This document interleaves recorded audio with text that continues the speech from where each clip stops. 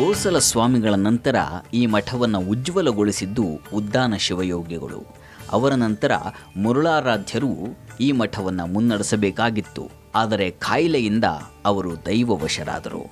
ಆ ನಂತರ ಈ ಸಿದ್ಧಗಂಗೆಗೆ ಒಂದು ದಿವ್ಯ ಬೆಳಕೆ ಗುರುವಾಗಿ ಬಂದಂತೆ ಬಂದವರು ಶ್ರೀ ಶಿವಕುಮಾರ ಸ್ವಾಮಿಗಳು. ವೇದ ಘೋಷದ ದಿವ್ಯ ಲಹರಿಯು ಮಾನವ ತೊಳೆಯಲು ಮೆಲ್ಲಗೆ ಬರುವ ಶ್ರೀ ಗುರು ಪಾದುಕೆಯ ದನಿ ಅನುರಣಿತವಾಗಲು ಮೌನಕ್ಕೆ ಸಿದ್ಧಗಂಗೆಯ ನೆಲವು ಜಲವು ನಮಿಸಿ ನಿಲ್ಲುವುದು ಸುಮ್ಮಗೆ. ಆ ಪರಂಪರೆಯನ್ನು ಅವಲೋಕಿಸಿ ನೋಡಿದಾಗ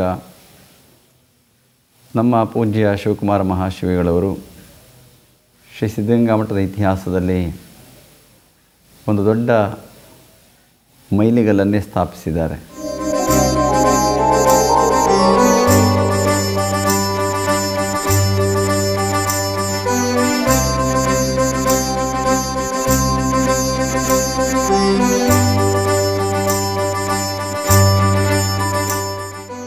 ಶಿವಕುಮಾರ ಸ್ವಾಮಿಗಳೆಂದರೆ ಕರ್ನಾಟಕವೇ ತಲೆಬಾಗುತ್ತದೆ.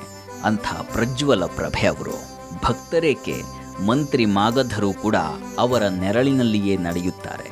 ನಾವೆಲ್ಲರೂ ಕೂಡ ಈ ಕರ್ನಾಟಕದಲ್ಲಿ ಹುಟ್ಟಿರುವಂತಹದ್ದು ಒಂದು ಭಾಗ್ಯ. ಆದರೆ ಅಂತಹ ಪರಮಶಿವಯೋಗಿಗಳವರ ಅಂತಹ ಶಿವಕುಮಾರ ಮಹಾಶಿವಗಳವರ ಇರುವಂತಹ ಸನ್ನಿವೇಶದಲ್ಲಿ ನಾವು ಕಣ್ಣಾರೆ ನೋಡ್ತಾ ಇರುವಂಥದ್ದು ಅದು ನಮ್ಮೆಲ್ಲರ ಭಾಗ್ಯ ಅಂತ ಹೇಳಿದೆ ಮತ್ತೇನನ್ನು ಹೇಳೋದಕ್ಕೆ ಸಾಧ್ಯ.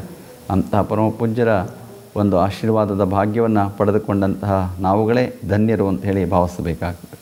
ಇಂಥ ಸ್ವಾಮಿಗಳು ಈ ತುಂಬು ಸಂಧ್ಯಾಕಾಲದಲ್ಲೂ ತಪ್ಪದೆ ಶಿವಾರಾಧನೆಯನ್ನು ಮಾಡುತ್ತಾರೆ. ದೇಹ ಬಾಗಿದರೂ ಡೊಂಕಿಲ್ಲದ ಕಾಯಕ ಶ್ರದ್ಧೆಗಳು ಭಕ್ತರನ್ನ ಇವರ ಮುಂದೆ ಬಾಗುವಂತೆ ಮಾಡಿದೆ.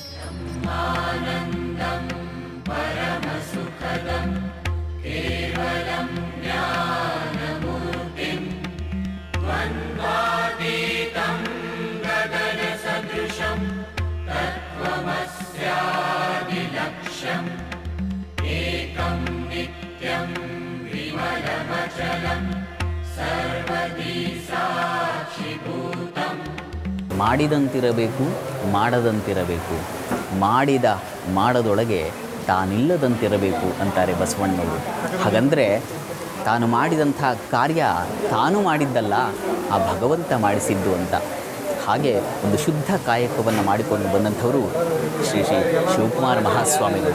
ಅವರ ಸಾನ್ನಿಧ್ಯದಲ್ಲಿ ನಾವಿದ್ದೇವೆ. ಅವರ ಆಶೀರ್ವಾದವನ್ನು ಪಡೆಯೋಣ. ಅವರ ಆಶೀರ್ವಾದಕ್ಕಾಗಿ ಸಾಕಷ್ಟು ಜನ ಬಂದಿದ್ದಾರೆ. ಆ ಆಶೀರ್ವಾದ ನಿಮಗೂ ತಲುಪಲಿ ಅನ್ನೋದು ನಮ್ಮ ಆಶಯ.